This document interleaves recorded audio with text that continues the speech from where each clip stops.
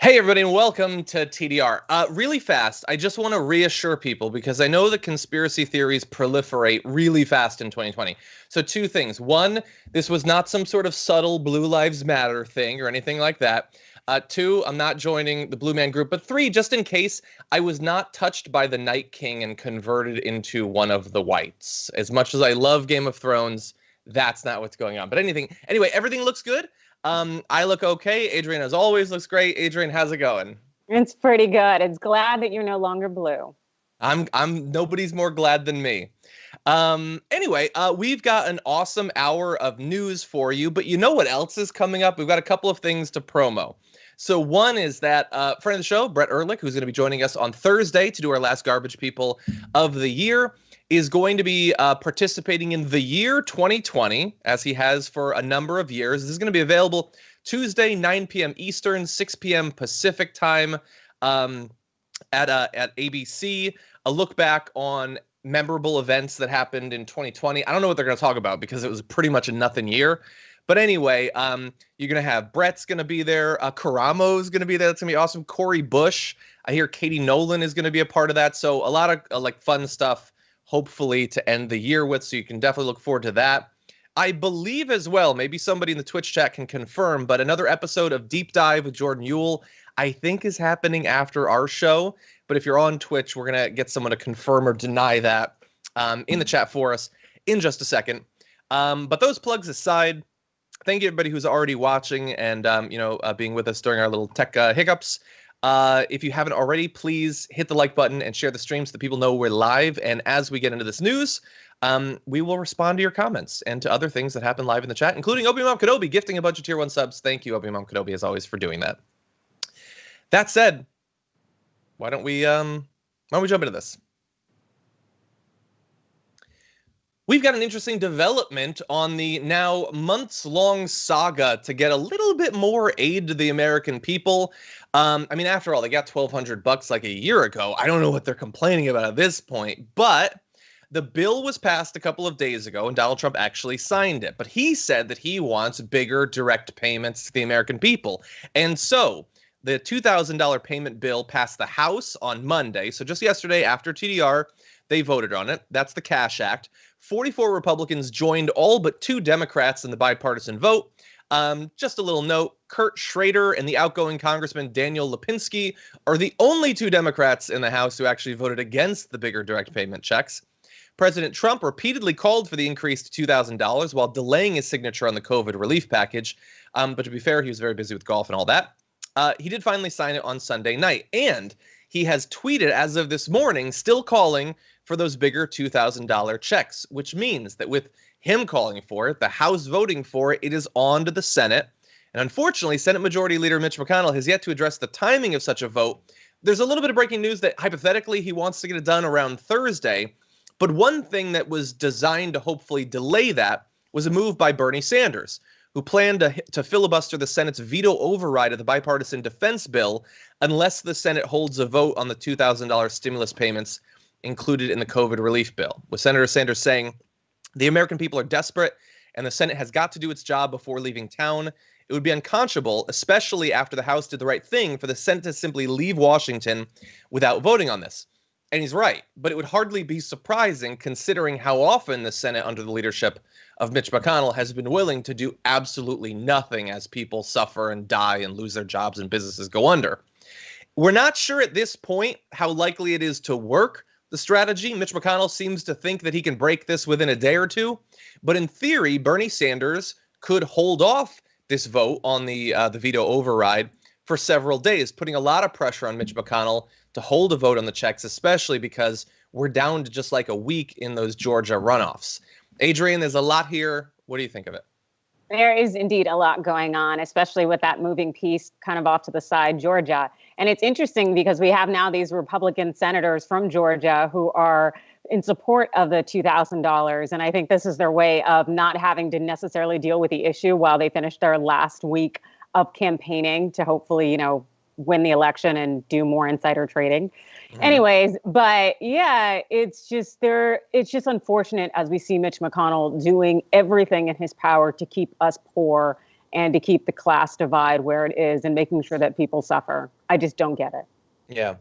Yeah, I mean, I guess Mitch was reelected. He's not scared of anything for 6 years. I mean, 6 years has got to seem like a long way away, especially for a guy that old. I doubt he's really worried about any consequences. The only potential consequences that he needs to worry about are whether he's going to stay majority leader. And all of that is going to come down to what happens in Georgia.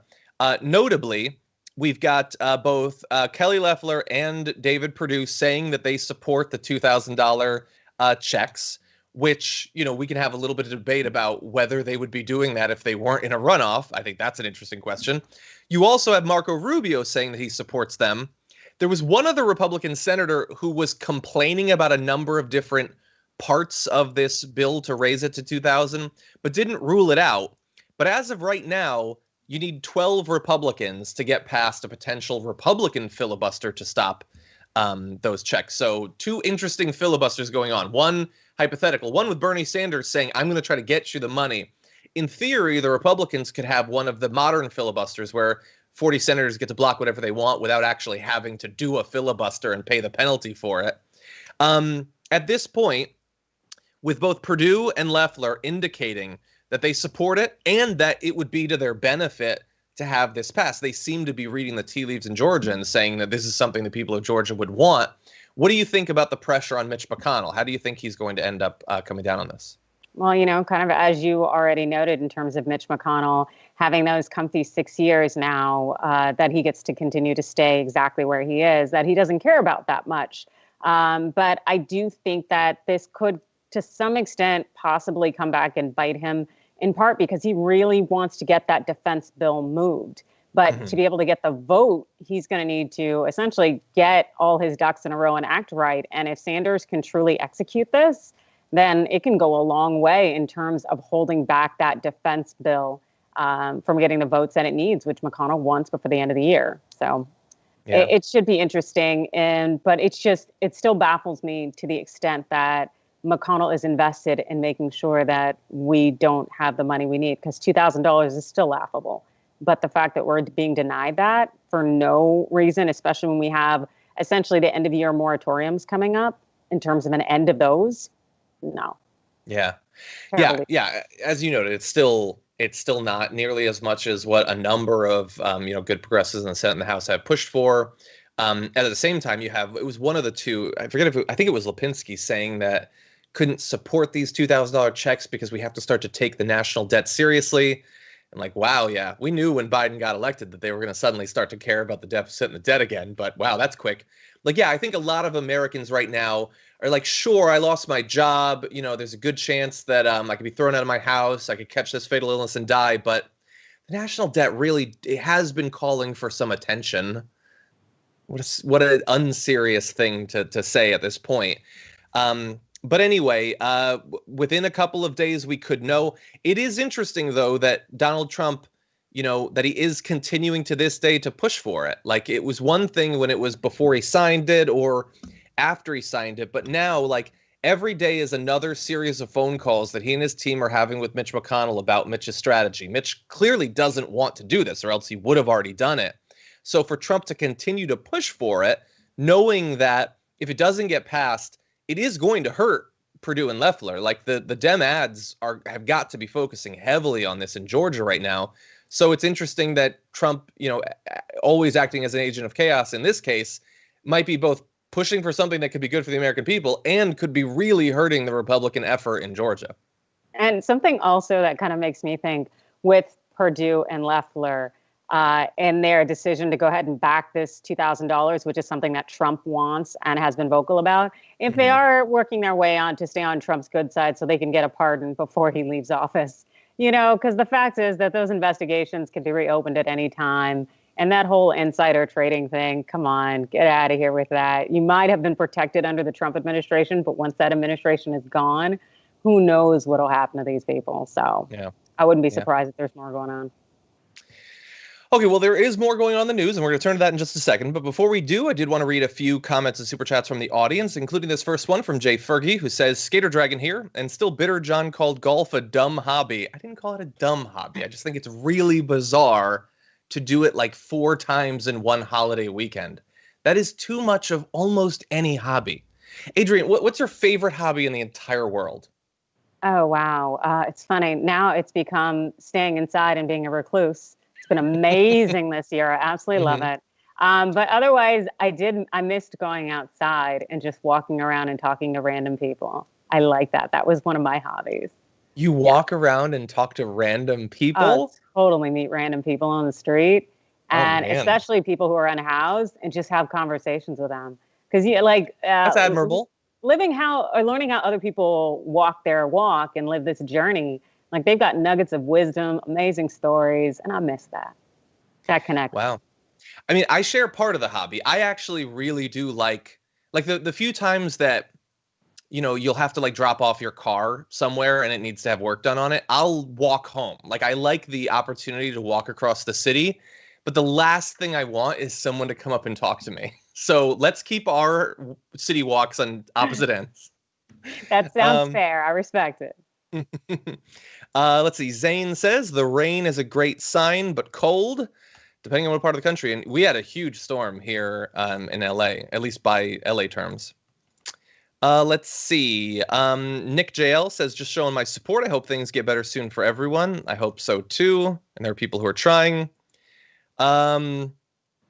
BC Trumpet, the Produce Dragon, says, Ben Dixon said this morning on Clickbaity he likes you, John, and sees you guys hanging after all this is over. Oh, that's nice.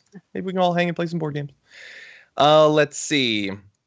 Okay, so I've got a note in here. Breaking. McConnell blocks Democrats' initial attempt to approve 2K stimulus checks amid growing pressure on GOP leader to act.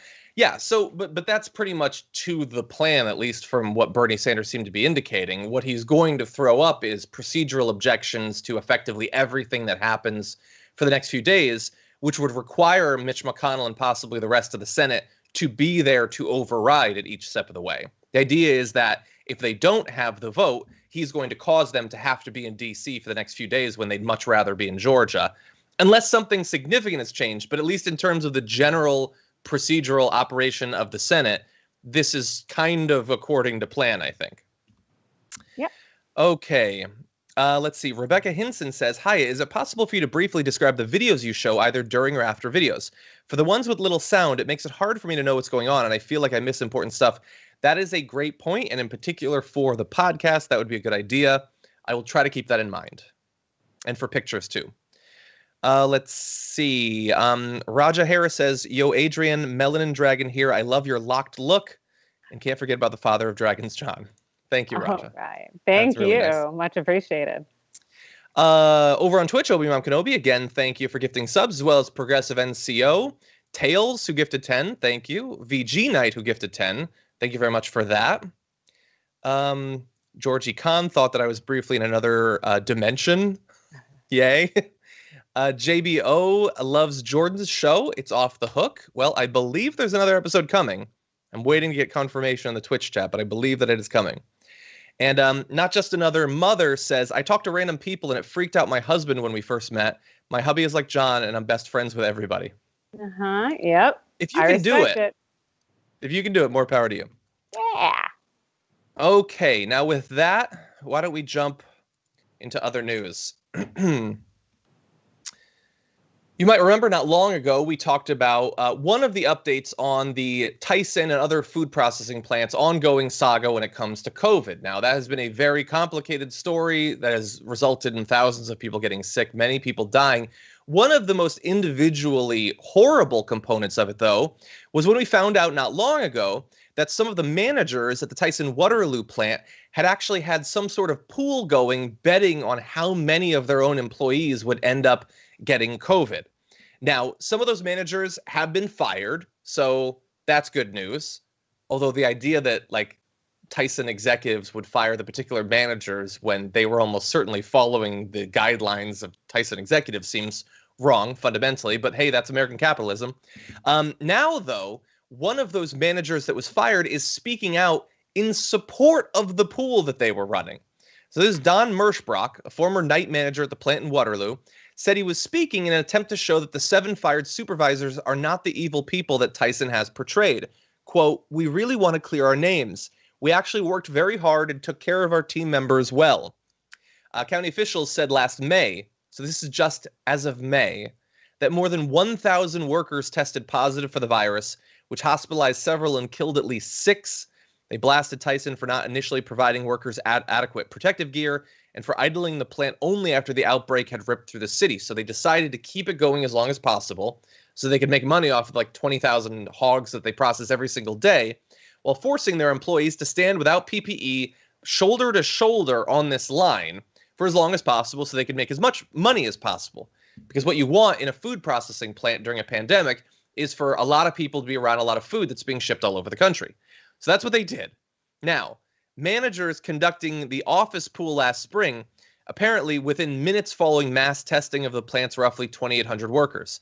The office pool involved roughly $50 cash, which went to the winner who picked the correct percentage of workers testing positive for the virus, according to that manager, who again is telling us all of this in defense of himself. He added that those involved didn't believe the pool violated company policy and thought the plant's positivity rate would be lower than the community rate due to their mitigation efforts. Now, the community was very hard hit, in large part because the plant was very hard hit. But we have a little bit more from this. Adrienne, what do you think about this defense? The idea that that pool actually wasn't the immoral thing that it's been presented by the media as? It's really unfortunate when you have people like this that are out here saying, we took good care of them. Number one, that's a very paternalistic, white saviorism kind of mindset. The vast majority of these people were brown or are brown. They were clearly taken advantage of and exploited. If you're willing to bet on whether someone came down with this potentially deadly virus and to create a pool on it, you can't tell me you care about those people in any form or fashion. That's sadistic and gross. Yeah, I like trying to present it as we're doing it because we're like focusing on how low the rate is going to be and it's going to be a morale booster. Like, I don't know, like what if you found out that I had done that at TYT, like had taken bets on who would have gotten sick? That would just seem extremely lowly and indicative of poor character. And the problem is we as a society have this kind of dichotomous mindset of good, bad. It has to be one or the other. When it's like, no, people who can be generally good people can do bad things easily. But to try to defend this behavior in any way, that's some gall. That's some real gall. And it does speak to the brokenness of the culture there. But what really gets me, though, is how Tyson didn't order this investigation that led to their termination until the public found out. So somebody had to file this lawsuit. And then Tyson hires former U.S. Attorney General Eric Holder to do these investigations. And they never released the report. Of course not. But part of me is like, did you really need an investigation to figure out that this behavior is unacceptable and to have a lawyer tell you we recommend terminating them? Get out of here. Yeah, and it seems weird to like, okay, so people found out, so we're going to do this investigation of these managers, and we do it, and oh my God, we found really bad stuff, so bad that we're going to fire these people in a way that those supervisors are now saying was without any explanation. So for that to make sense, what they found had to be really bad, right? But they don't want to show us anything of what they found, which me as a curious person, I have to assume that what you found is either worse than what we know about, or you found additional stuff from what we know about. In either case, you're not showing it to us, which seems really suspicious. And we're not inclined to give you a lot of goodwill, considering that, like, among all of the horrible things that have happened in this pandemic, from the point of view of private industry, I don't know if anyone has been more irresponsible than these food processing plants. So why would I give you the benefit of the doubt on these investigations that you're now hiding from me? No, exactly. And the thing that also gets me is the fact that there are these wrongful death lawsuits out there now. And that's probably why they're not releasing this information. I'm sure the family members of these workers can probably get that information in discovery. But still, I'm sure they would probably want it to be sealed. And also, too, by virtue of hiring a law firm and having them do it, a lot of it gets protected under attorney-client privilege, which is what Tyson was looking for, so that they don't have to turn it over to opposing counsel, and so that they don't have to release it. And it just says, we're not looking for transparency here. We're just looking for someone to have come in, to check a box so we can say we followed rules. We investigated ourselves. Yeah, exactly. And in the meantime, we don't know for sure, but almost certainly lobbying hardcore for the immunity shield against any sort of and retroactive immunity shield, by the way, considering, I mean, the number of people that were getting sick and that were dying as of May, which now seems like a million years ago in the pandemic. We're still potentially about to experience even harder times. So you can only imagine. But finally, I wanted to give one more quote from Don Merschbrock, that former manager, who says, "It was a group of exhausted supervisors that had worked so hard and so smart to solve many unsolvable problems. It was simply something fun, kind of a morale boost for having put forth an incredible effort. There was never any malicious intent. It was never meant to disparage anyone." Okay. Your message is out there. Wow. Everybody gets to interpret it the way they want. I have a feeling how they're going to. For real.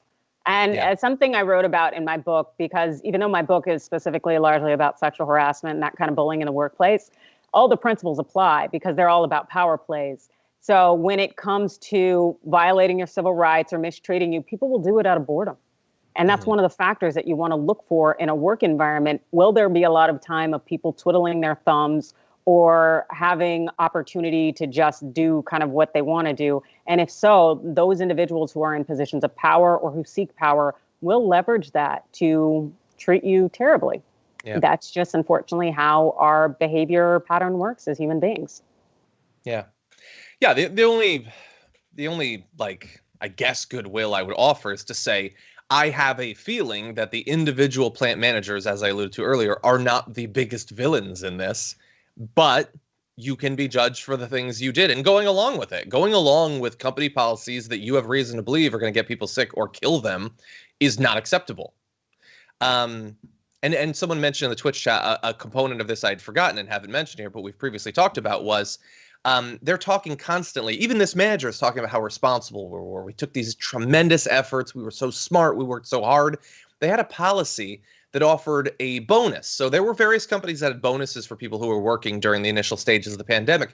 But the way it worked was you couldn't miss a day for a certain period of time, a certain period of weeks. If you missed one day, you didn't get any of the bonus, which seems tailor-made to get people experiencing symptoms of COVID to go to work anyway, because they don't want to miss that. Like, you should literally be incentivizing sick people to stay home, to not get other people sick, but you're doing the exact opposite. That's not hard work. That's not smart work. That's designed to maximize your profits, even if it results in a lot of dead people. Anyway, let's move on to our next story, and then we'll check in with the audience after that. The initial rollout of the vaccine is happening, but the numbers are not necessarily hitting some of the projected goals that we had heard about. And just recently, Dr. Fauci, he was on the news and he was asked about the fact that they're apparently not going to hit I think it was the Project Warp Speed goal of 20 million vaccine doses by December. And here is what Fauci had to say. We certainly are not at the numbers that we wanted to be at the end of December. You heard talking about 40 million doses for 20 million people. I mean, even if you undercount, 2 million is an undercount. How much undercount could it be? So we are below where we want to be. General Perna has spoken about this. He's actually publicly, to his great credit, he's publicly apologized about some glitches that have gotten to this. I believe that as we get into January, we are going to see an increase in the momentum, which, Jim, I hope allows us to catch up to the projected pace that we had spoken about a month or two ago when we were talking about the planned rollout of the vaccinations. Okay, so 2.1 million vaccine doses have been administered. Although remember, for a lot of those, you're going to have to do a second one, so it's not necessarily covering as many people as it might seem, which is quite a bit less than the 20 million doses that they had projected. But he does say in the extended clip that, you know, what we want to do is we want to get through, you know, the initial wave of people that most desperately need it. We want to get into that period where anybody can go to the store and get it that wants to. But by the way, he's not in charge of the role of the vaccine, so he's just an advisor who's commenting on it. But so far falling short, which is unfortunate. Thoughts, Adrienne? Yeah, I think it's very unfortunate. I'm actually very surprised that we got this far, just because I really thought everything would be completely bumbled underneath Trump's administration. So I'm very shocked that we've made it this far, which is good. But I'm really glad that Fauci is, to some extent, spearheading this, or at least being the face out there when it comes to representation, getting information out regarding the vaccine. But yeah, this is actually, I think they're doing pretty well for what I'm used to. Mm-hmm. Yeah, I guess, look, if you had asked me, 6 months ago, would I have thought that 2 million doses would be administered before the end of the year? I would not have. So that's good. But we've already gotten a couple of updates that we talked about on the show of supply chain issues and things like that. And lurking behind any update about the vaccine is when I think about the fact that Biden is talking about possibly, invoking the Defense Production Act, the idea that they could do that now or could have done it in advance of the vaccine being, okayed by the FDA. Like, I have to wonder, what would the number look like if we had spent the last 6 months ramping up for this, getting facilities ready, getting regional distribution centers ready, and all of that? These are things that could have been done that they chose not to do, even as they bragged about their response month after month after month. And even if Biden gets in office, does it on day one, and then they start to ramp up, think about how many more doses could have been administered, how many more people will die that didn't need to. And that's a thing that every day Trump could do. It's not just a mistake he made in the past. It is a mistake, but he could do it today. He could do it tomorrow, and he's choosing not to. And when there's literally nothing the government could help in that's more important right now than making sure as many get vaccinated as possible, it is incredibly frustrating to know that there is that hypothetical world out there that we're just not going to see.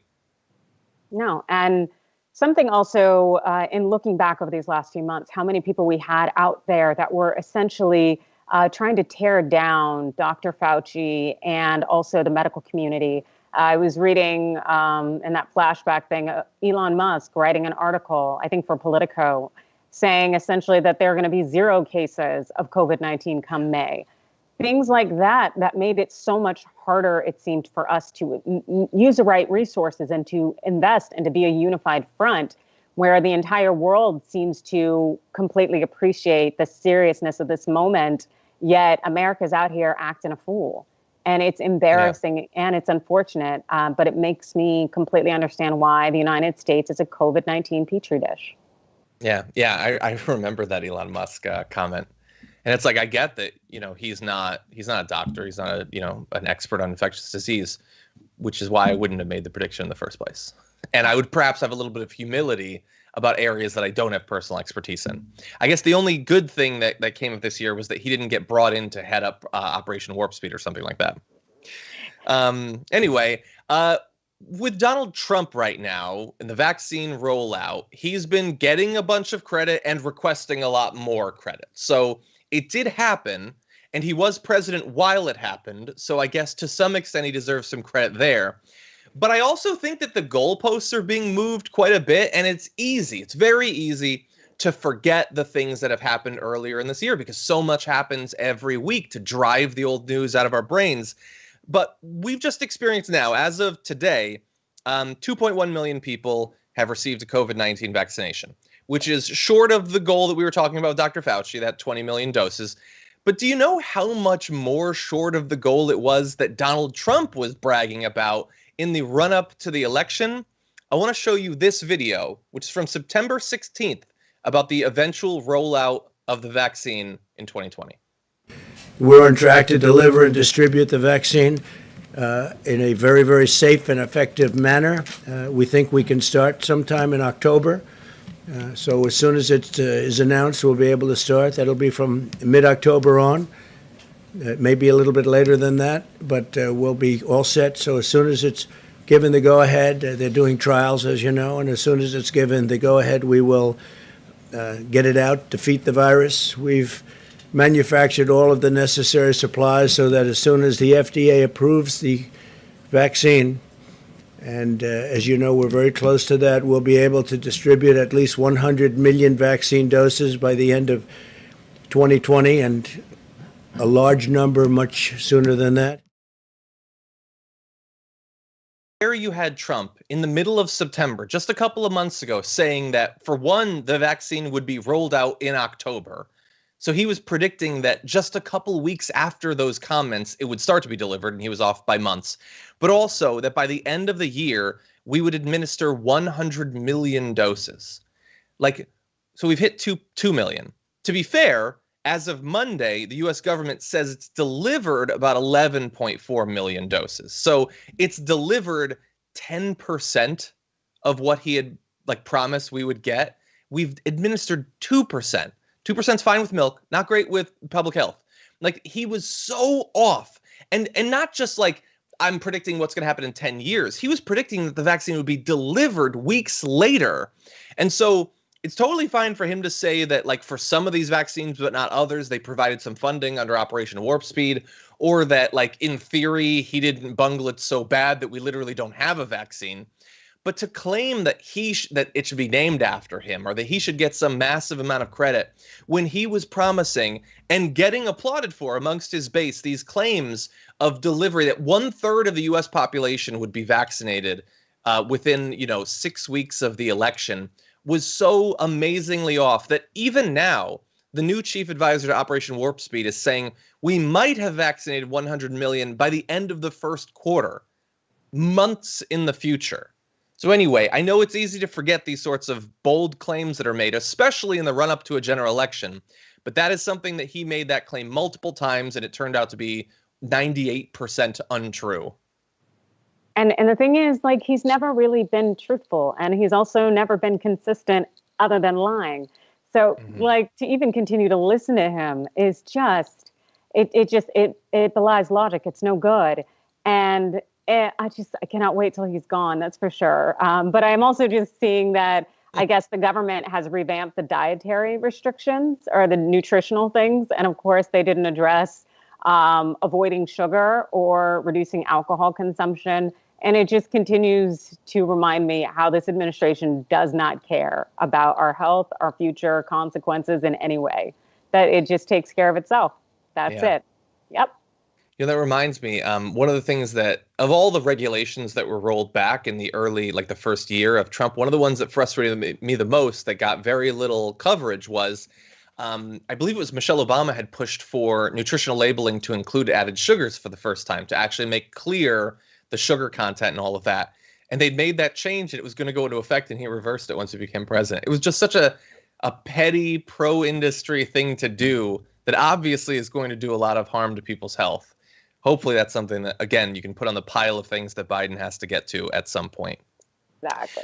Now, really fast, in addition to the vaccine information, I just wanted to give you the most updated numbers on how the pandemic is going as we enter into not just the holiday season, but what's going to be a very dark winter. As of yesterday, 162,000 cases were reported, over 121,000 hospitalizations, and nearly 1,500 deaths. Now, understand that the reporting is being massively affected by the holidays, and we don't know when that is going to be resolved.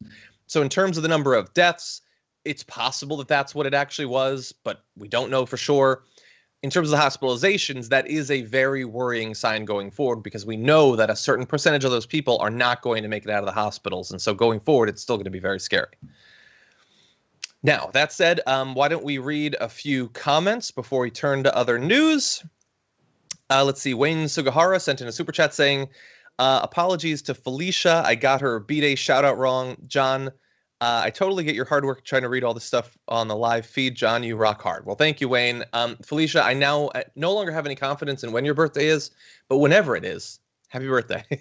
It'll come around eventually. Let's see. Richard Rowe for Congress says, vote blue no matter hue, a reference to my skin at the beginning. Varden says, with 6 months unemployed, I wake up for your show and can't wait to see what uncomfortable face you make every time you have to say Dragon Daddy. If that helps, I'm glad to be uncomfortable for you, America. Oh, wow. Anyway. Okay. May Money into Building says, hi, John and Adrienne. TDR is the only thing able to pull me out of the kitchen nightmares vortex I was pulled into. Good to see you, Dragon Squad. Thank you. Pia says, TYT member from Denmark. Good luck, America. And do a hell of a good job getting the Trump swamp drained and imprisoned in 2021. Maybe to some extent drained. I don't have a lot of faith in terms of the imprisoning. Oh, by the way, Adrienne, there was, I think it was it Michael Cohen said that one of the things about all these pardons that are being thrown around is that now, in theory, they could be pulled in and have to testify because they lose their ability to take the Fifth Amendment. Is that actually a thing? That is a thing. So your Fifth Amendment right against incrimination, it's a right you have not to get yourself into trouble.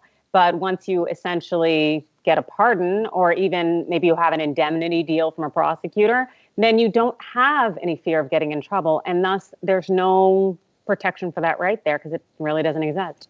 So, and I think that's in part why Flynn was not pardoned sooner, because he wanted to reduce the amount of time that possible, change of tune prosecutors could pull him in, because he doesn't have any kind of fear anymore. And that also kind of goes to the thought that this is why the pardons need to be kind of explicit. But there's so much uncertainty in the legal doctrine as it concerns pardons, presidential pardons, and how broad they truly are. And so it's just going to be interesting whether the next administration is actually going to do something about it, or whether Trump's going to try to self-pardon because the law isn't there. The pardoning is just crazy. I can't believe that. And not just that you can do it, but that, you can just do it and then just move on to other stuff. You don't have to answer. It astounds me that we're able to do that. To your knowledge, I know this is really hard, especially on the spot, but have we had instances where presidents have pardoned individuals and then they've been brought in to testify with that, that protection removed?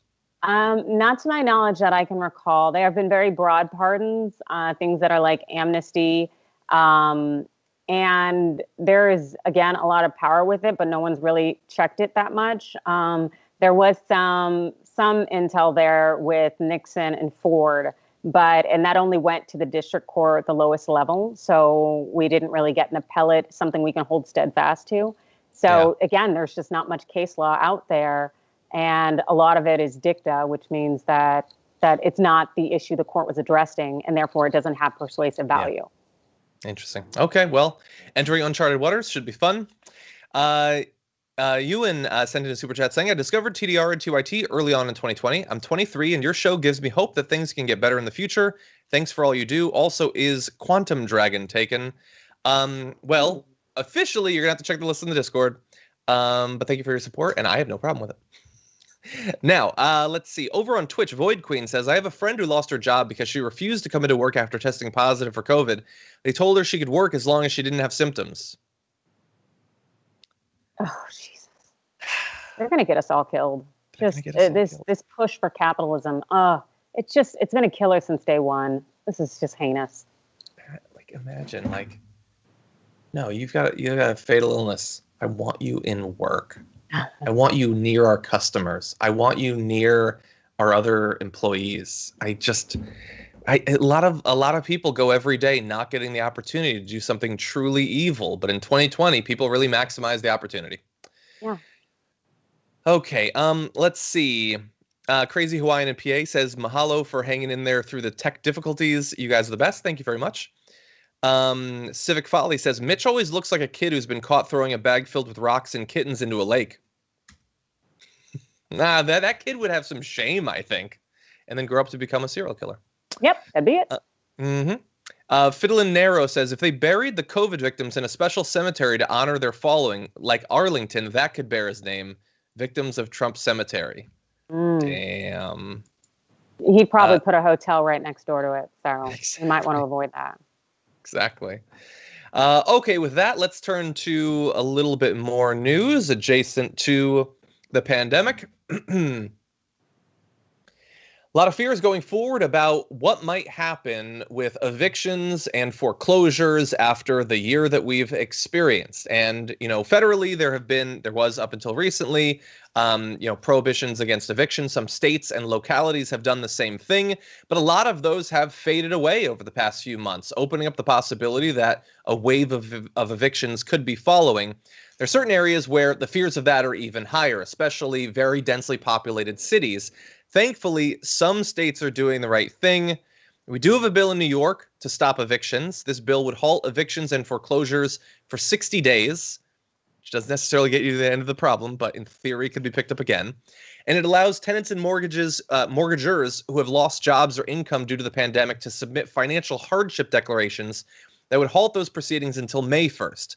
Governor Andrew Cuomo said Monday he would sign the legislation. The measure comes as the state grapples with what is likely to be billions of dollars in back rent owed by tenants financially hurt by the pandemic. The National Council of State Housing Agencies commissioned a report earlier this year estimating that New York could face a rent shortfall of as much as $3.4 billion by January. So one of the frustrations that I've had while, the evictions have been talked about, the eviction, moratoriums and things like that, is people seem to think, oh, you just need to set it off, like just stop it for a couple of months or whatever. But they don't seem to understand that if you couldn't afford to pay rent, it's not like the rent goes away. At the end, you're going to have to pay it off. And what do we expect people who've been out of work all year because of the pandemic to actually do? So this is again a temporary solution with a little bit of financial assistance tied to it. But nowhere in this bill are they talking about $3.4 billion in assistance to people who couldn't pay their rent. Yeah. And the thing is we all know that this is going to have a sort of a chain reaction, because there are landlords who, like, for instance, me, I own property and I have tenants. But if those tenants couldn't pay, that would be pretty detrimental for me, and that would require some struggle on my behalf. And there are a number of landlords who are like me, but the vast majority of the landlords in New York City, or I guess the ones that the government actually cares about, are these large companies, and they have a considerable amount of money. Also, the thing I think it's so important to remember is that New York has been having a housing crisis for the last few decades. In the mid-90s through 2008, that mortgage crisis, real estate firms were buying up and seizing properties throughout New York, and they were increasing the rent astronomically. They increased it by nearly 400% for the 5 boroughs, leaving out Staten Island. And that's based on the mayor's management report and the comptroller's budget. So they've known in New York that they've had a housing shortage problem that's affordable for people, and also that these major companies have increased rents to the point where people cannot pay for them. So now you're in this situation where you have these landlords wanting to make sure that they're taken care of. Clearly, since they've been hiking rents, they've been taken care of for some time now. The government needs to do something to take care of the people. No, I'm glad that someone is finally watching out for the Jared Kushners of the world. That's definitely a concern. We've been speculating a little bit about going forward, what might happen, and we do have at least a vague idea. Legislators say that the extended ban gives them time to create a more expansive rental assistance program and to distribute relief funds. An existing $100 million rent relief program was approved over the summer, but less than half of that money has been distributed thus far. New York will get additional rental assistance funds under the latest federal stimulus package. Hope so. And hope that it's more significant for the first, because if you are facing a $3.4 billion rent shortfall and you've given out $50 million so far, and you're really hoping to work hard and do a bit more, that is a disaster. And unless you take it seriously, the question is just going to be, when is that disaster? When is that disaster? May 2nd? Is it a month or two after that? And what happens? What are the ripple effects from potentially... someone could try to run the math on how many people could end up being evicted, but it is going to be very significant. That is not just a problem for some individuals. That is devastating to entire neighborhoods. And so we're going to have to see, this is a good step from New York. A lot of states aren't doing this, but going forward, the follow-up legislation is going to be at least as important to make sure that this isn't just, holding off the disaster until a little bit later. Now, I did want to also let you know, New York also has approved, as of just recently, about a week ago, New York's Automatic Voter Registration Act of 2020, a bill that aims to increase civic engagement by streamlining and improving voter registration at multiple state agencies in New York.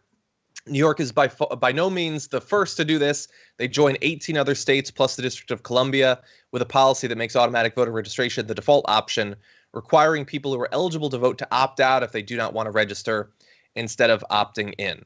And here's a little bit of details about how it's going to work. Individuals who are eligible to vote will be automatically registered when they apply for services such as Medicaid, unemployment, and public housing. A single document that serves as an application for services offered by these respective agencies, and a voter registration application. And those agencies will transfer registration information electronically to election officials instead of using paper forms. So this is certainly good in terms of the overall registration. One of the big issues with New York for a long time has been the Democratic Party's registration requirements. But overall, having more states doing this is a good thing. It seems crazy that it has taken until 2020 to do this. And there have been versions of this bill that have been put forward for at least 5 years now. But finally, they're going to add to that growing list of states. Hopefully, at some point, we can get some sort of federal legislation to make sure that everyone has easy access to registration as just one less barrier to actually participating in democracy. Yeah, and especially because we've seen so many other countries that do have high voter turnouts, because they automatically make it easy to remove that added barrier of, am I registered, am I not? And so it's just, for a country that really likes to toot its own horn in terms of democracy and being so patriotic and pro-democracy, you'd think they'd reduce the barriers for people to play a role in our democratic system, but that is not the case. Yeah. They toot and tout. We're touting everything here in America. Sure. Totally. And like I said, some people have been trying to get it passed for the past few years, but Republicans have complained, saying that, like they do in every case where this or something similar makes it marginally easier to vote, that it's just designed to help out the Democrats. I mean, that is one of the saddest things that I can imagine. How you are telling on yourself so much that just more people voting, well, clearly that won't work for me. Who would ever vote for me? Like, what a sad thing to say. But the Republicans have been very consistent for a very long time that they are in favor of ever increasing obstacles to voting, making it as rare as possible. It is going to be on the Democrats to actually make that hurt the Republicans. If the American people haven't been raised to sort of naturally be suspicious of a party that doesn't want you to vote, then there needs to be at least someone who's pointing out that that's a bad thing, or suspicious, or inherently anti-democratic. And so I don't think that the Democrats have done a very good job of making clear how virulently opposed to democracy the Republican Party has increasingly become. But they need to pick it up.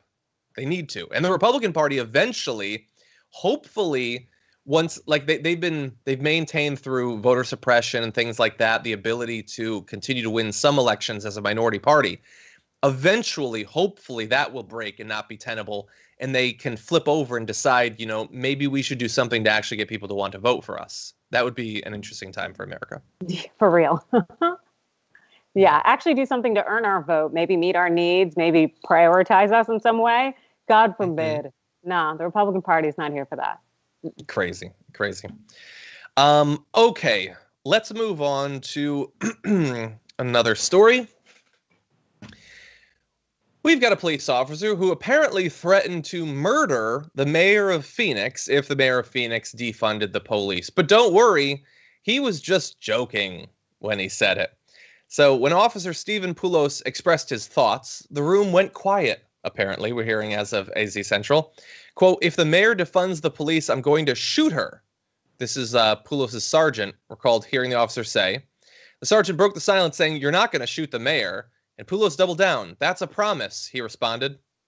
Now, to be fair, let's be fair to this person who's joking about assassinating a political leader for marginally reducing the funding of the cops. Some officers remembered the threat differently. One officer said he remembered Poulos saying, "If they defund us, the first person on my list is the mayor," which is a little bit different. A third officer remembered Poulos saying, "If they defund the police, I'll go over the mayor's house and shoot it up."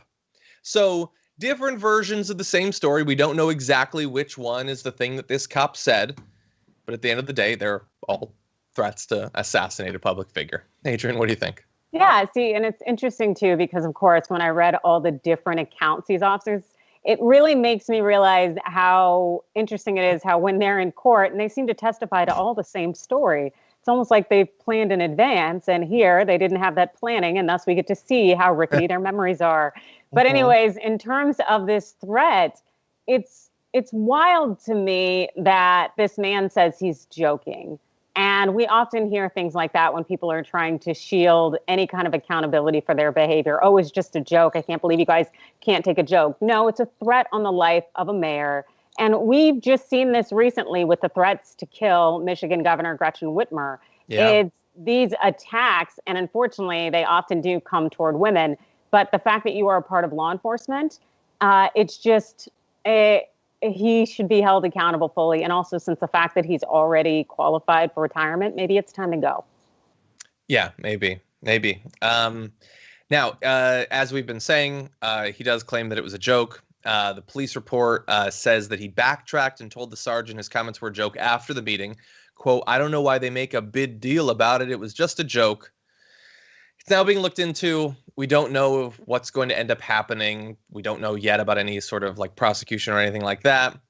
But understand that there is the context that while he was saying that, city council members and advocates have been talking about increased transparency and accountability from the Phoenix Police Department because of recent police shootings and police misconduct.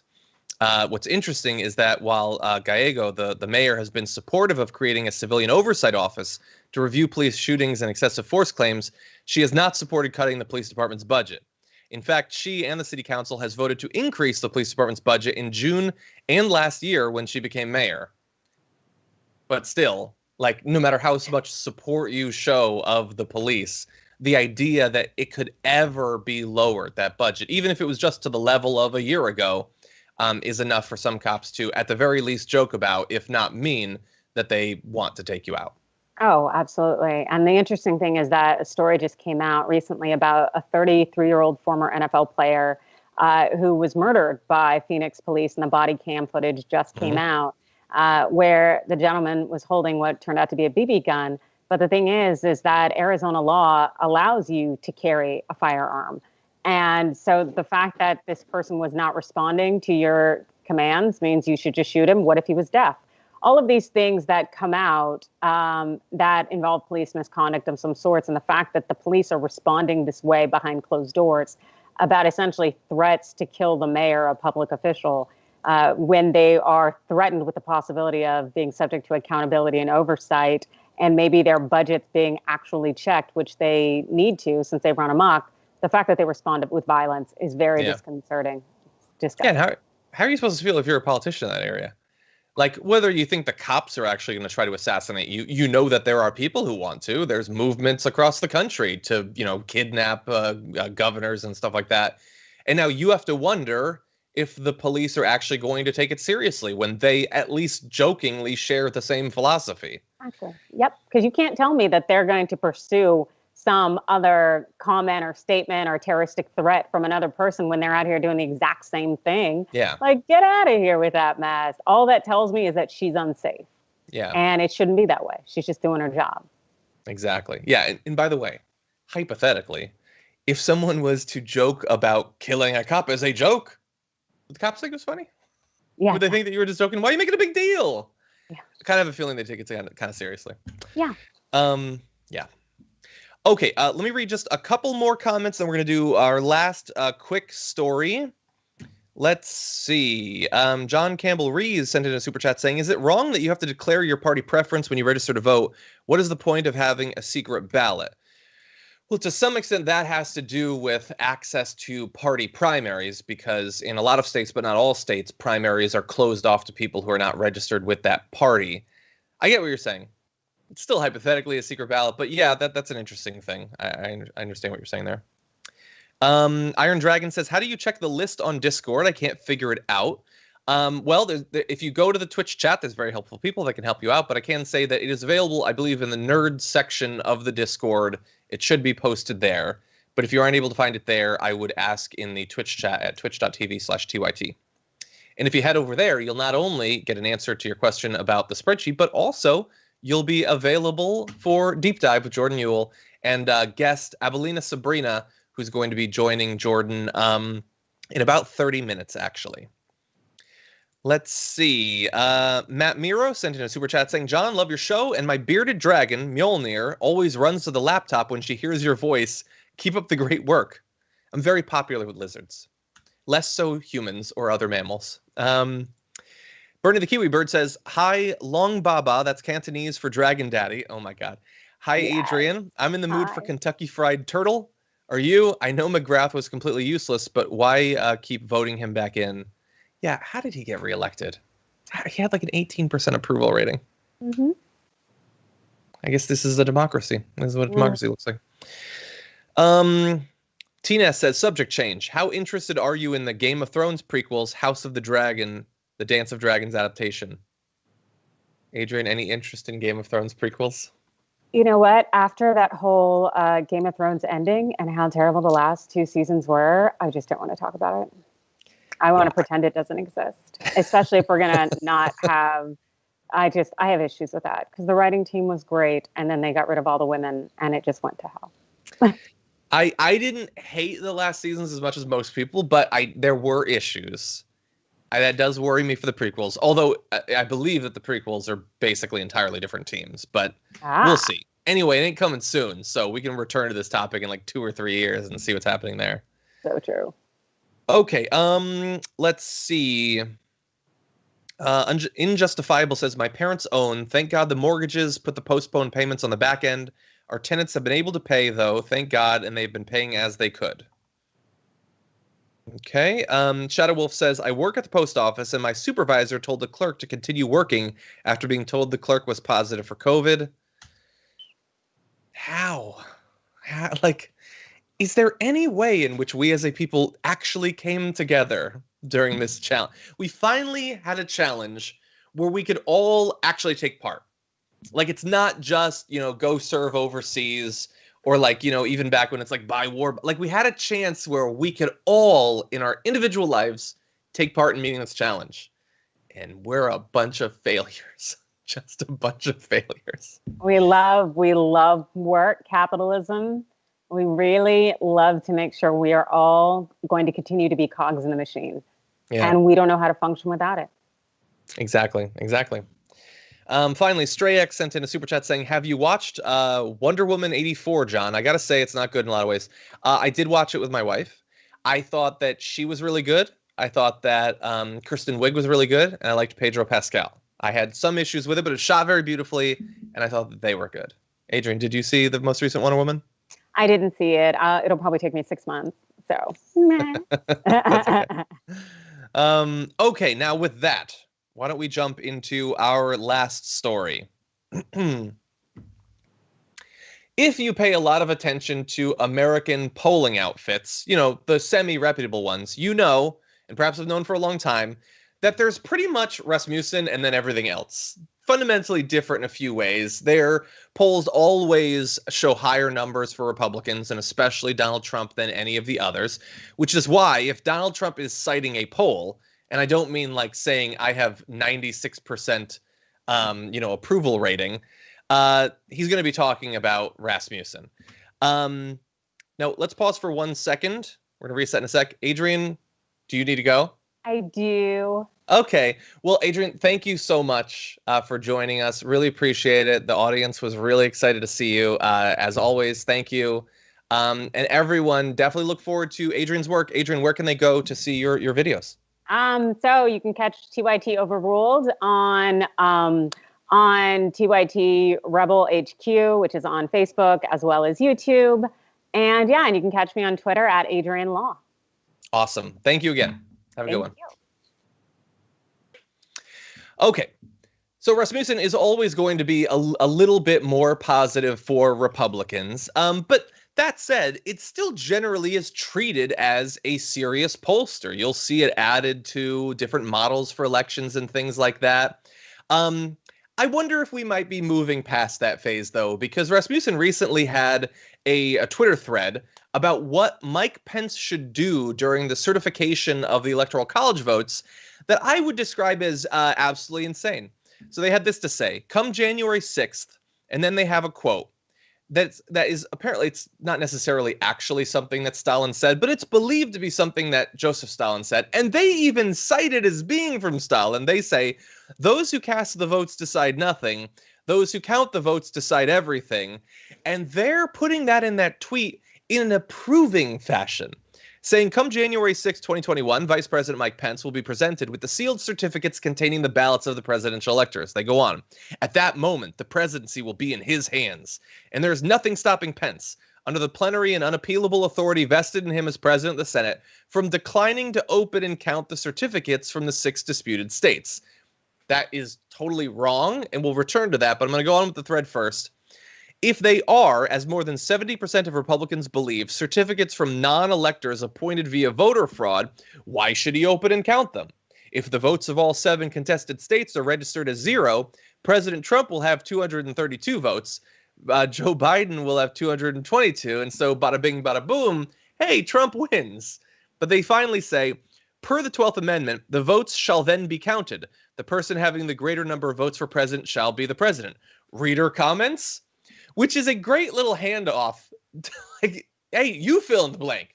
We've said a thing. We haven't really proven anything.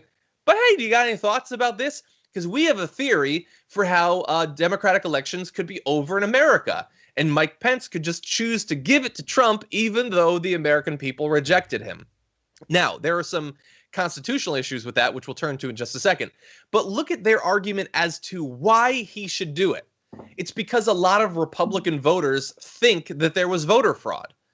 Okay. Why do a lot of Republican voters think that there's voter fraud? Is it potentially because Republican politicians have been telling them that? Republican media have been telling them that? Even pollsters like Rasmussen are advancing conspiracy theories. Yes, some Republican voters are going to have been misinformed. They're going to come to the wrong conclusion when everyone they trust has been lying to them for something like 2 months now at this point. And it doesn't matter if 99% of the voters thought that there was voter fraud. That doesn't mean that there was voter fraud. There have been 60 court cases too. How has that gone for Donald Trump, Rasmussen? Not well? They haven't actually been able to prove anything? If it's so abundantly clear that this thing has been fraudulent, why can't any of these Republican-appointed judges accept the voter fraud? Isn't that weird? Why is the Republican-run Department of Justice not interested? They say that they can't find any evidence of fraud or voter fraud. No, don't listen to that. Don't pay any attention to that. Just pay attention to some poll of whether regular Republican voters who would believe anything Trump tells them believe that there was voter fraud. And then finally, on what actually Pence can do, Mike Pence as the VP is going to play a ceremonial role in certifying the vote. The Constitution says that he shall open the envelopes, and they mean that quite literally. He is going to physically open envelopes like it's the Oscars up in here. And he shall do it. Constitution's not interested in him maybe doing it, or if he gets around to it doing it. It says that he shall do it. It's an order. It's not a branching choose your own democratic adventure. He's just supposed to open the envelopes. And it doesn't say anything about just choosing which ones he wants to, and if he doesn't, they don't actually count. This is a pathetic, unconstitutional argument that they are literally defending via a Stalin quote. Now, it's not just me that doesn't think that there's anything here. Legal experts say that Pence has no power to actually do what they describe and that Rasmussen's strategy is based on a misunderstanding of the law. Pence has the right to call on states to submit their electoral votes if they haven't done so by late December, according to the Washington Post, but he doesn't have the power to reject any of the votes. And if even in theory he decided that he's not going to fulfill his purely ceremonial part in this process, which many vice presidents have had to do, where they will open these votes that certify the result for the opposing party. That's a thing that even Joe Biden himself has had to do historically. What would end up happening is that he could maybe, arguably, pause the process until his term expires on January 20th, because simply not counting the votes doesn't lead to Trump winning and him carrying on as VP. It just means that we would then pause, I guess. And on the 20th, he would no longer be the VP. Nancy Pelosi would take over as acting president. Chuck Grassley would take over presiding over the joint session, and the counting would then continue. Now, is Pence going to do this? I don't believe so. I hope not. It would only be a purposeful delaying and amplification of their failure, because they have really dragged it out. Every day they look sadder and sadder and sadder. Now, does that mean that they're not going to follow this path? No. Trump seems to be a glutton for humiliation and his own punishment, but it would not actually result in Donald Trump becoming president. But more importantly, especially because there's no chance of this happening, let's be very clear about what is happening here. An outlet that has tried to pitch themselves as a serious pollster is advocating in a Twitter thread for the end of democracy in America. Now, I have no control over what CNN or MSNBC or Fox News does in the future. If they want to continue using Rasmussen's already questionable polls, historically questionable polls, I can't stop them from doing that. But I really hope that this is an opportunity for America to understand what Rasmussen actually is, what they're actually advocating for. Quinnipiac isn't calling for the end of direct election of senators. PPP isn't saying that like everything should be done by ballot initiative. They do polls. They hopefully, if they do their job well, reveal a bit of truth about what the American people think. They don't try to turn the American people against the Constitution or against democracy. This is madness. And I understand that considering all that's going on with the pandemic and the economic problems, the debate over COVID aid and all of that, this is the sort of story that could fall like through the cracks. But I don't think it should. This says so much about Rasmussen, and with the amount of faith that the right has in Rasmussen, it says a lot about them too. So don't forget it. Anyway, with that, that is the end of our show for today. Thank you to everybody who joined us for the show, for the pre-show, who joined us for Adrienne. Very thankful to have you here. Thank you to everybody, by the way, also who has signed on for our new YouTube membership, only in its third week. And for those of you at the second and third tier, we now have 2 top 10 lists that you can view, the top 10 garbage people of the year of 2020, as well as Justice Monday with Francesca Fiorentini. I recorded the top 10 Trump goofs that we're going to look back on his presidency for.